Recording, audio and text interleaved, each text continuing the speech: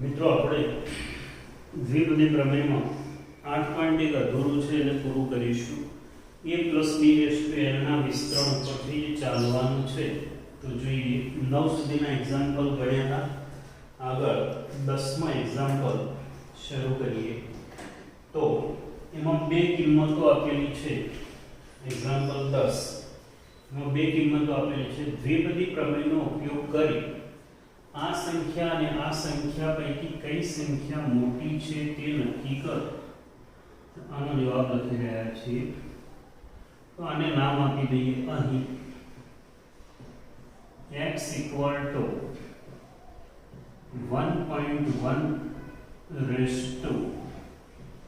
એના ઘાતાંકમાં 10,000 છે અને આપણે x ધારી લઈએ છીએ.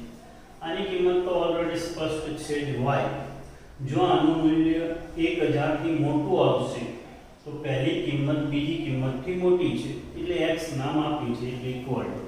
સૌથી પહેલા દ્વિપદી પ્રમેયનો ઉપયોગ કરવા માટે આપણે અહીંથી 1.1 ના ભાગ પાડી લઈશું. 1.1 એટલે 1 + 0.1 1 + 0.1 જોઈએ. હવે આનું વિસ્તરણ કરીએ. ઘાત છે ને n કહીએ તો nc 0 થી શરૂ કરીને ncn સુધીના પદ આવશે. n એટલે અત્યારે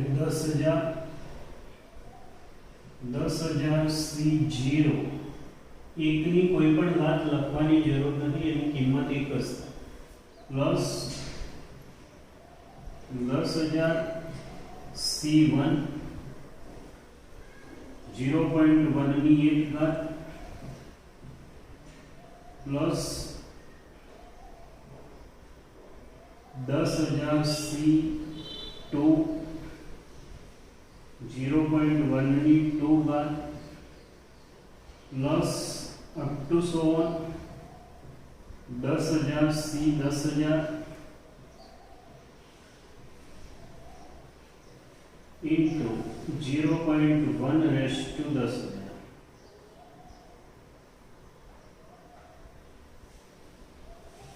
કોઈ પણ c0 એટલે 1, પહેલું પદ 1 પ્લસ 10,000 c1 nc1 એટલે n 10,000 c1 એટલે 10,000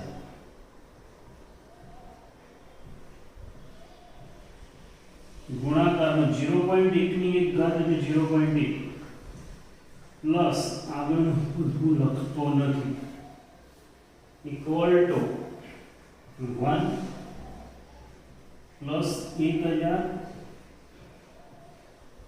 10,000 ગુણ્યા 0.1 એટલે 1,000 અને plus up to so on equal to 1,001 plus 1 plus up to so 1,001 ની 1,000 થી મોટી કહેવાય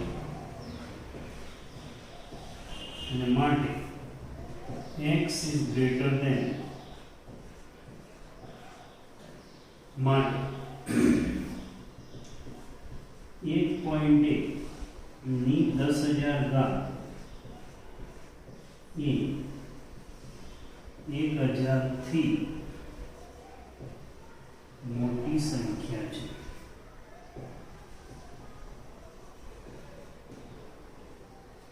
મિત્રો આ એક પહેલો પદ એક બીજું પદ 1,000 એટલે 1,001 અને 1,001 પ્લસ જે સંખ્યાઓ છે બધી ધન જ હશે. ભલે નાની સંખ્યા હોય મોટી સંખ્યા હોય, જે સંખ્યા હશે તે ધન જ થશે. એટલે હજુ આમાં કંઈક ઉમેરો તો આ સંખ્યા ઓલરેડી 1,001 1,000 થી મોટી છે, એમાંય કંઈક ઉમેરો તો 1,000 થી મોટી થશે. આવું જ ઉદાહરણ 3 છે, તમે ગણજો. હવે જોઈએ 11 દાખલો.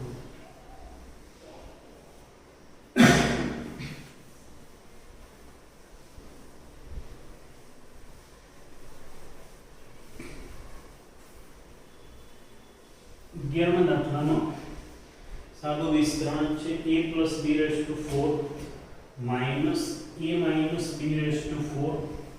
આનું વિસ્તરણ શોધવાનું છે અને એની મદદથી આની કિંમત શોધવાની છે. તો જોઈએ વિસ્તરણ કરેલી બહુ સહેલું છે.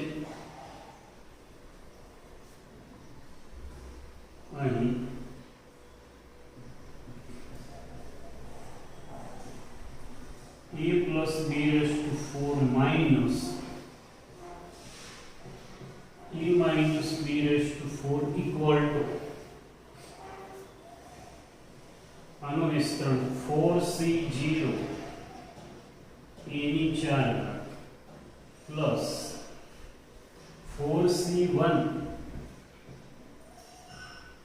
a નો ઘન b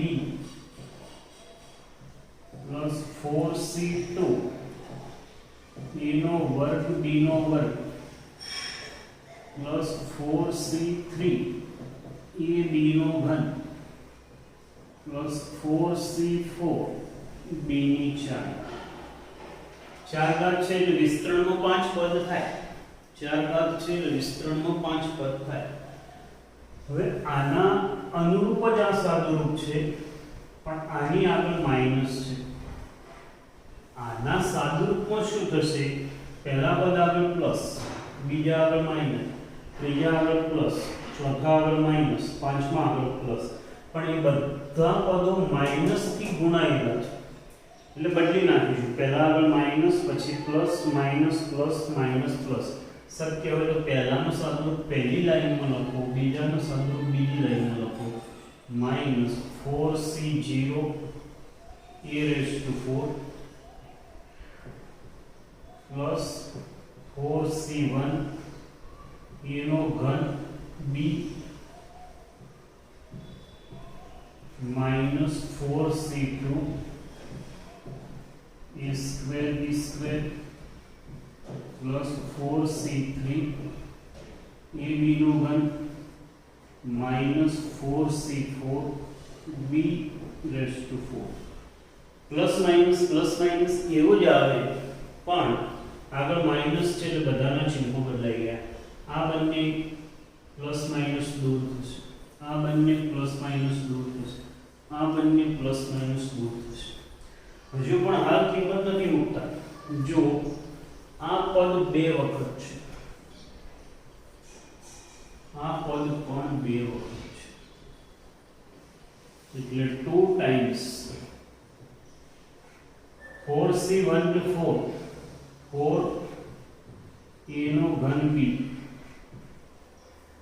4c3 4c1 ને 4c3 સરખા યાદ છે 4c1 અને 4c આ બંનેનો સરવાળો અહીંયા લખાતી કિંમતનો સરવાળો આના જેટલો 3 4c1 ને 4c3 અને nc1 એટલે n તો 4c1 એટલે 4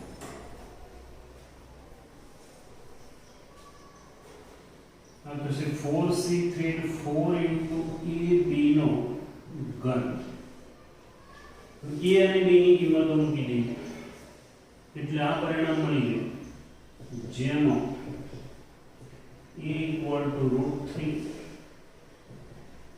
b equal to √2 મૂકતા √3 plus √2 ની 4 ઘાત minus √3 minus √2 ની 4 ઘાત equal to 2 times 4 √3 નો ઘન into √2 4 √3 into √2 નો ઘન equal to √3 નો ઘન √3 નો ઘન √3 into √3 3 √3 અને 2 એટલે 3 √3 અને √2 પ્લસ 4 √3 એવી જ રીતે આ થશે 2 4 2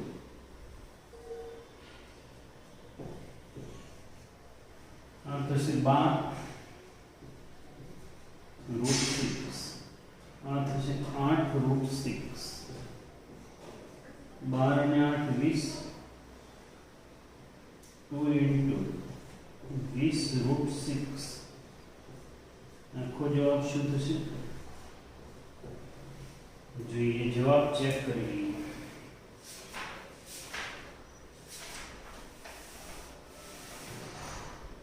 40 √3 40 × 6 પહેલાનું વિસ્તરણ કરી પછી એમાં કિંમત જ મૂકવાની રહેશે.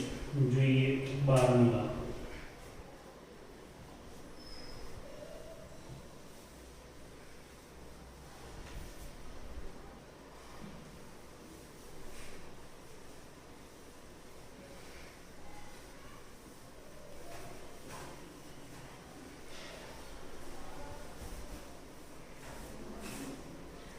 जो 12મા પ્રશ્નની અંદર બિલકુલ આવું છે x પ્લસ 1 ની 6 ઘાત અને x માઇનસ 1 ની 6 ઘાતનો સરવાળો કરવાનો છે અને પછી એમાં કિંમત મૂકવાની છે. જોઈએ વિસ્તરણ કરી તો લખીશું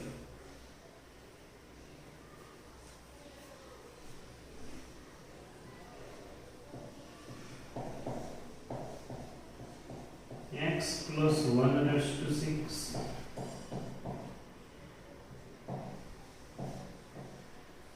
1 ની ઘાત લખવાની જરૂર નથી equal to 6c0 x raised to 6 plus 6c1 x raised to 5 6c2 x raised to 4 6c3 x raised to 3 6c4 x square 6c5 x અને 6c6 પહેલાનું વિસ્તરણ થયું. બીજાનું વિસ્તરણ એના નીચે plus 6c0 x raised to 6 6c1 x raised to 5 minus 6c2 x raised to 4 minus 6c3 x no 1 plus 6c4 x no 1 minus 6c5 x plus 6c6. જોઈએ મિત્રો હવે પ્લસ માઇનસ વાળા સરખા પદોડી છે. 5 ઘાત વાળું 3 ઘાત વાળું અને 1 ઘાત વાળું. વધેલા બધા પદો ડબલ હશે. આ બંને પદો ડબલ 2 times 6c0 કોઈ પણ c0 એટલે 1 1 into x ની 6 ઘાત 1 into x ની 6 ઘાત x raised to 6 6c2 આવડવું જોઈએ તમને 6c2 6 into 5 upon 2 factorial it means 2 30 ભાગ્યા 2 15 15 x ની 4 plus 6c4 6c2 and 6c4 equal, therefore this is also 15x square. જેમાં x બરાબર √2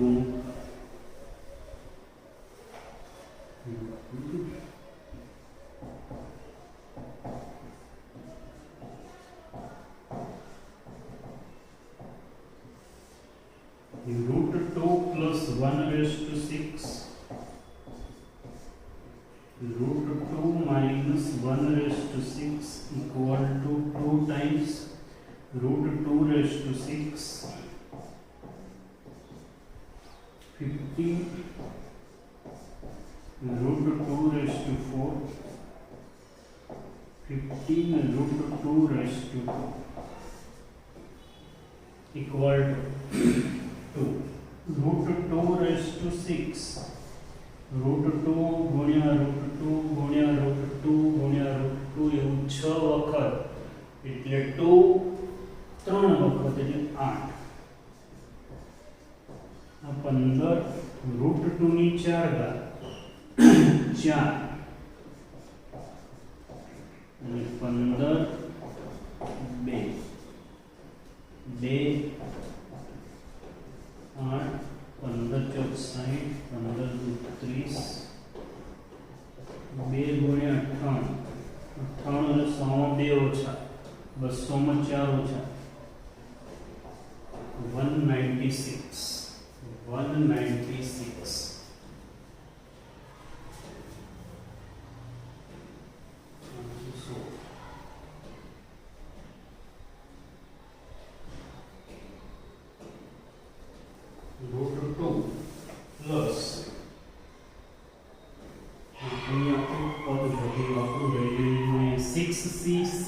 1 0 घात वाળું પદ વધ્યું ને 6c मीन्स અહીંયા 1 प्लस 1 प्लस 1 એટલે 99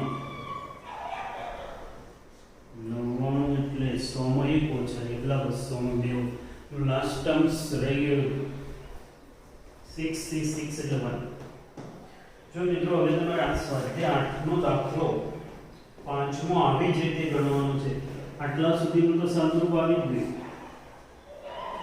ના એને ફરીથી આપવું પડશે a plus b raised to 6 plus a minus b raised to 6 minus a minus b raised to minus 6 એ પ્રમાણે તમે ગણી શકશો તો એક મિનિટ પછી જોઈ લઈએ અને અત્યારે આપણે 13મો દાખલો ગણીએ હું ગણાવું છું એ બધી દાખલો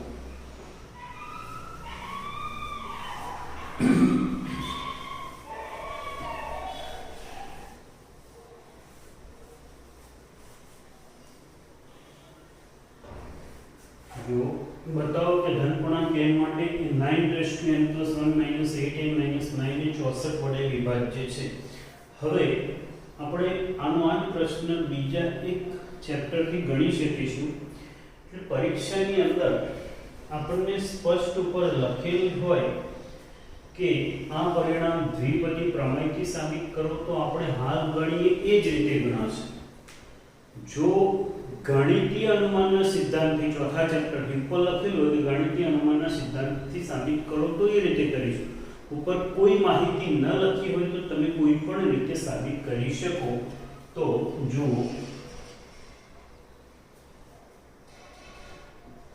અહીં 9n + 1 - 8n -9 इक्वल आ 9 ની જગ્યાએ આપણે આવું લખીશું 9 ની જગ્યાએ 1 + 8 લખાય બીજું પણ ઘણું બધું લખી શકાય પણ આ જ લખીશું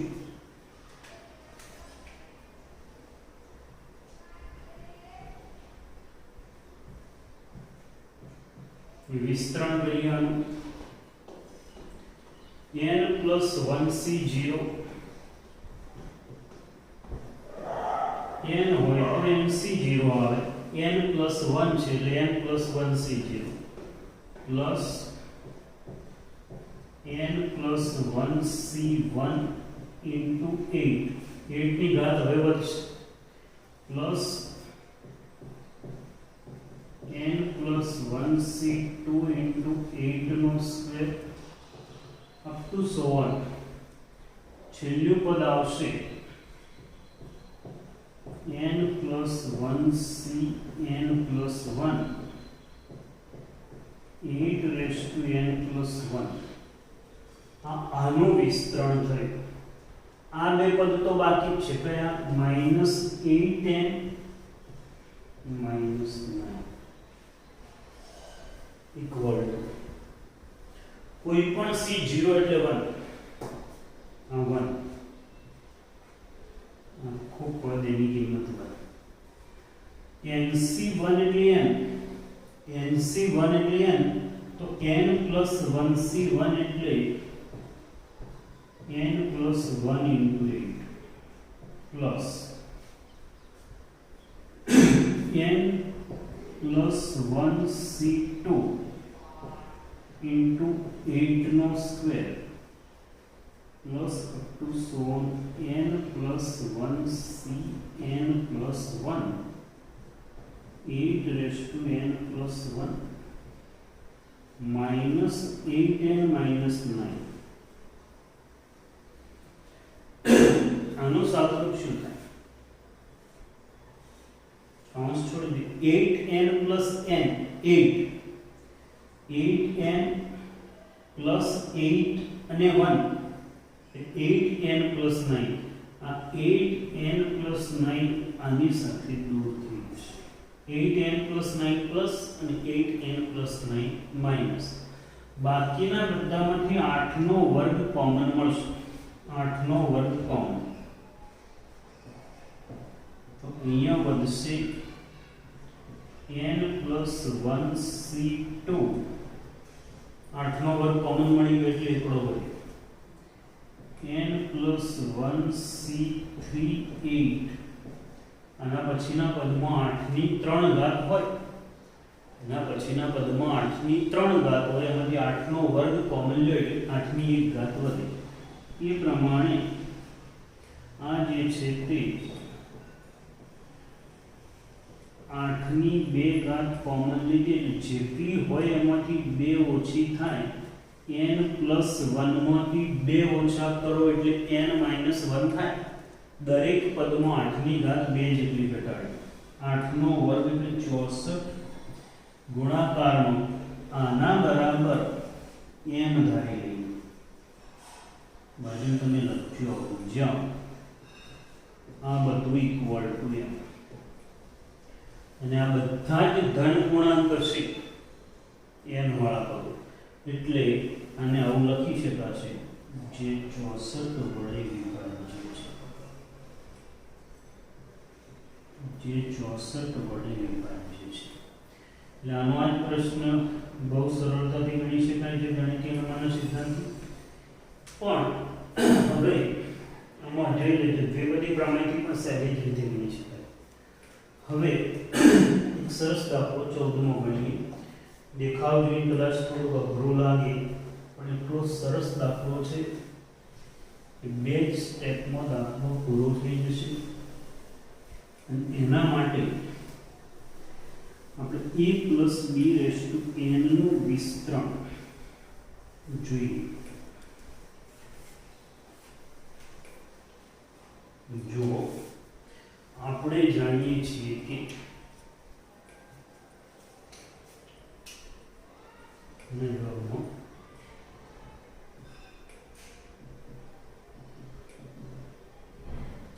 a + b⁴n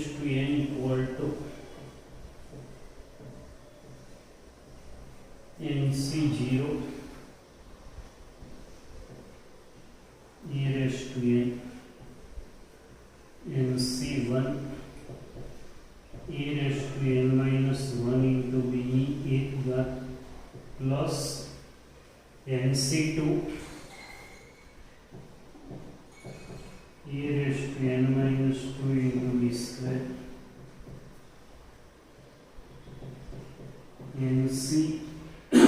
ncn b⁴n. જો મિત્રો અહીંયા દરેક જગ્યાએ n જ આવે છે. n n n n n છે બધે.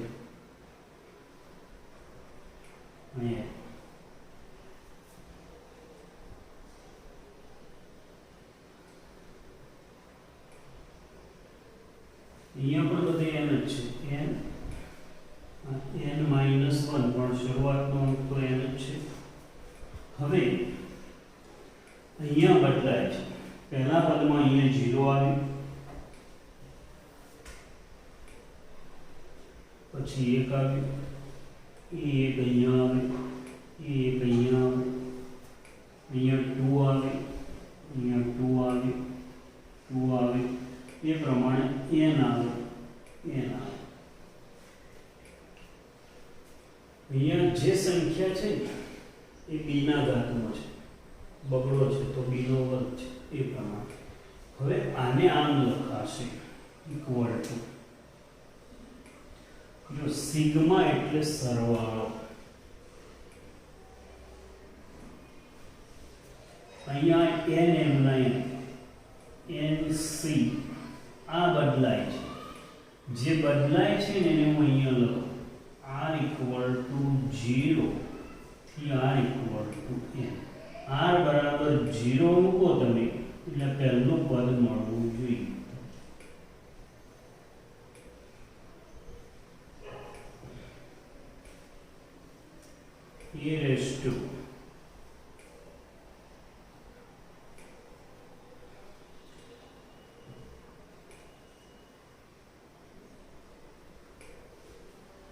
તો સિગ્મા છે એ આ સરવાળો બતાવે છે, સિગ્મા સરવાળો બતાવે.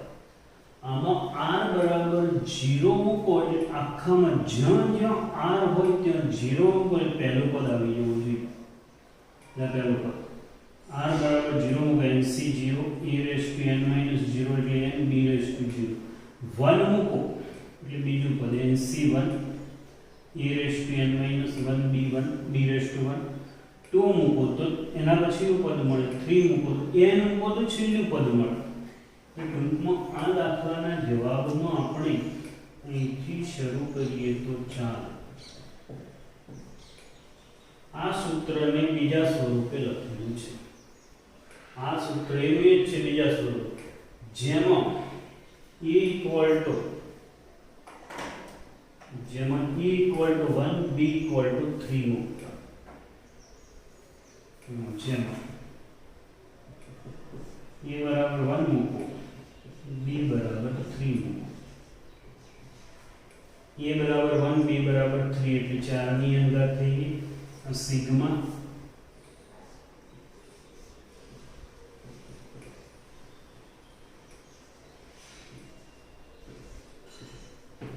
a બરાબર 1 એટલે 1 ની કેટલી ઘાત થશે? આપણે NCR આવી ગયું, 1 ની ઘાત થશે અહીંયા 1 ની n - r ઘાત અને 3 ની r ઘાત. 1 ની કોઈ પણ ઘાત એટલે કેટલા થાય? 0. 1 ની કોઈ પણ ઘાત એટલે 1 થાય. તો આના પછીનું સ્ટેપ આ છે, 1 + 3 4 ની n ઘાત ઇક્વલ ટુ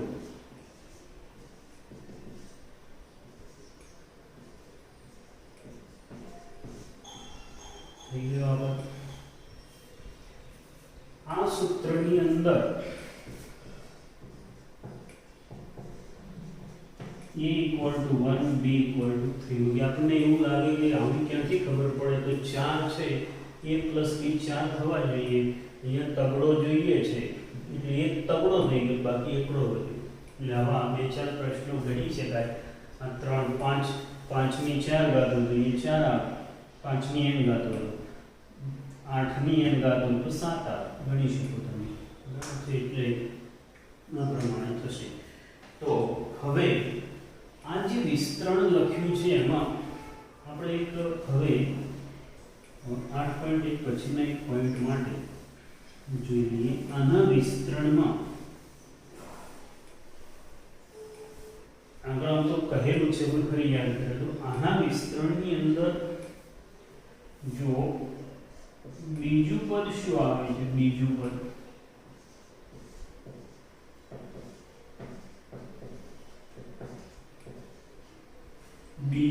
હોય તો એ એક આવે, અહીંયા એક આવે. ત્રીજું પદ હોય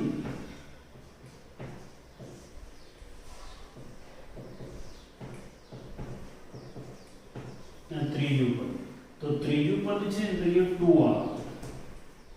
એ પ્રમાણે ચોથું પદ હોય ને તો 3 આવે. તો દાખલા તરીકે 101મું પદ હોય ને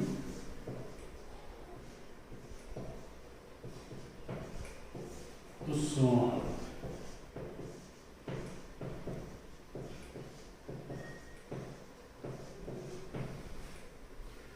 તો અહીંયા જે નંબરનું પદ હોય એનાથી એક ઓછા આવે. r + 1મું પદ હોય તો શું આવે? તો r આવે. યાદ રાખજો, બહુ અગત્યનું સૂત્ર છે. a + b n ના વિસ્તરણનું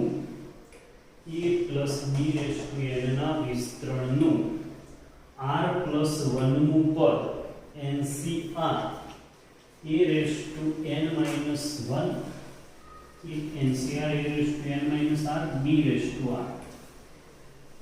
+ bn ના વિસ્તરણનું r + 1મું પદ NCR a n - r b r થશે.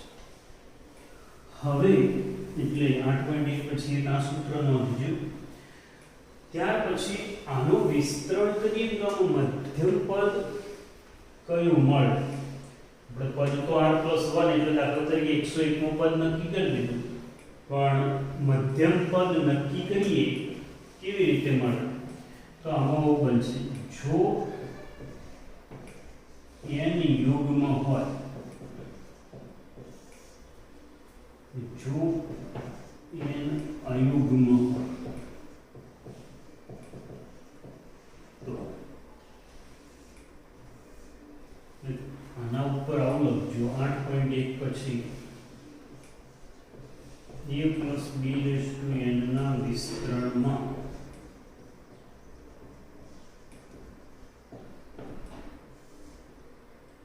r+1 નું પદ tr+1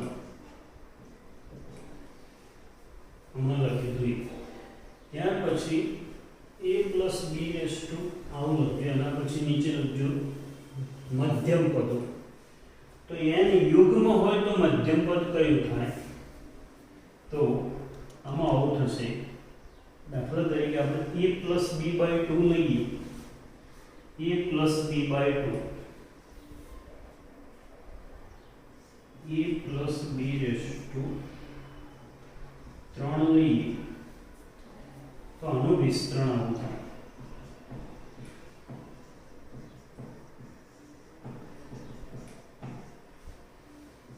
a plus b ની 4 ઘાત લઈએ તો એનું વિસ્તરણ આવું થાય.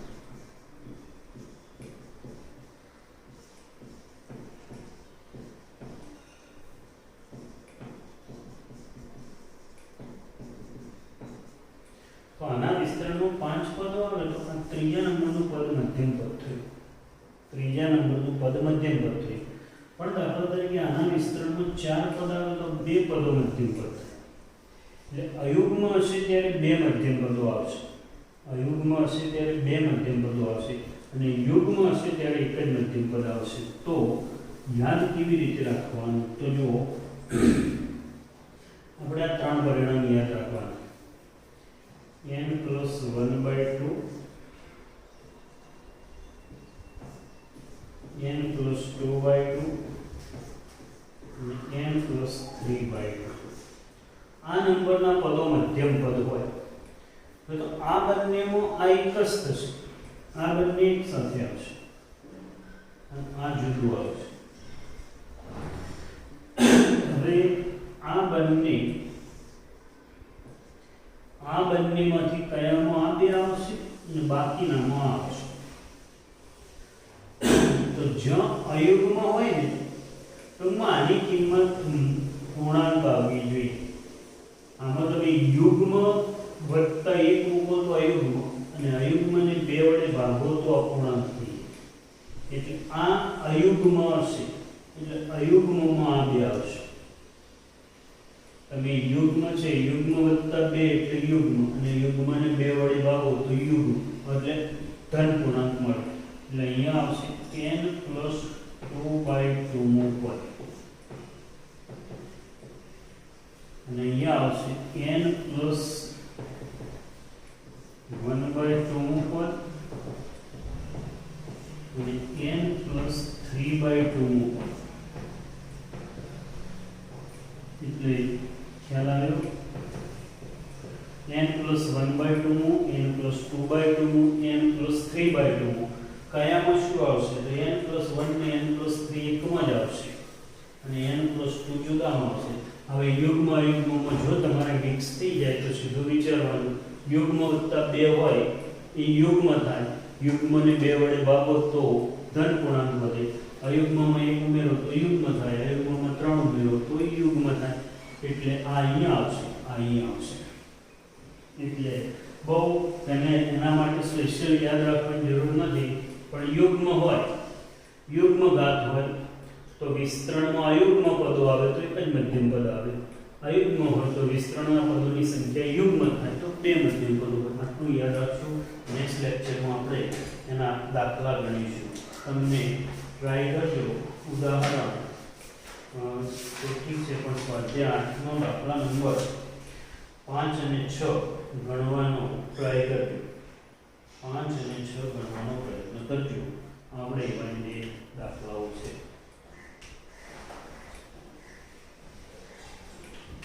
આજે આપણે થર્ડ લેક્ચરમાં આટલા સુધી રાખીશું. ગણતર એટલું સહેલું છે.